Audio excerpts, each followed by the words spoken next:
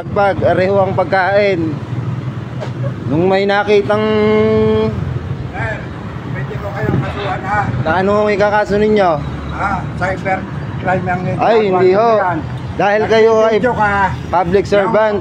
nag-video ka ng walang permit. Bakit ho? Ano ho ba kayo?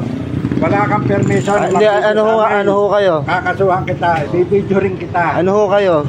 Akala mo ha. Kasuhan nyo ako. Alam namin ang karapatan. Alam ko rin ang karapatan ko. Ayan, kakasuhan daw ako. Areho ay TMD. Nananakot, kakasuhan daw ako. Eh sila ho ay public servant. Hindi ho sila government ho sila. Kaya may karapatan din yung mga taong mag-video. Ayan. Eh kumakain ho ng lomi.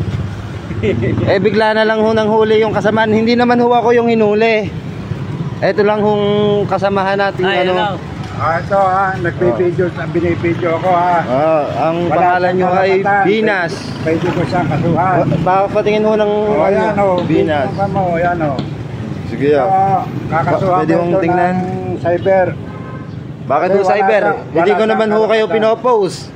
Ang cyber ho sa social media ho yan. Wala itong karapatan na mag-video kasi wala hong ano yan.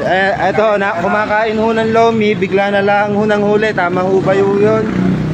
Hindi naman ho ako ang hinuli, are. Are ho ang hinuli, hindi ako. Kumbaga, concerned citizen lang din ho. Na mali yung pamamalakad. Mali yung pamamalakad. Are ho ang hinuli, hindi naman ho ako. Trabaho namin. Kumakain ho ng lomi. Nung tumayo, nasa oras ng trabaho, kumakain ng lomi. Nasa oras ka pala ng trabaho, bakit ka kumakain ng lomi? Break time mo ba? Sir, break time nyo po. Nagtatrabaho po pala kayo, bakit kayo kumakain? Dapat nasa trabaho kayo. May oras po pala kayo. Oras nyo bang manikit ngayon? Tinatanong ho kayo, break time nyo ho ba? Masama na, kung ikaw ang hinuli ko. Kaya nga, hindi ako public lang ho ako. Kung ba concerned citizen lang din ho ako.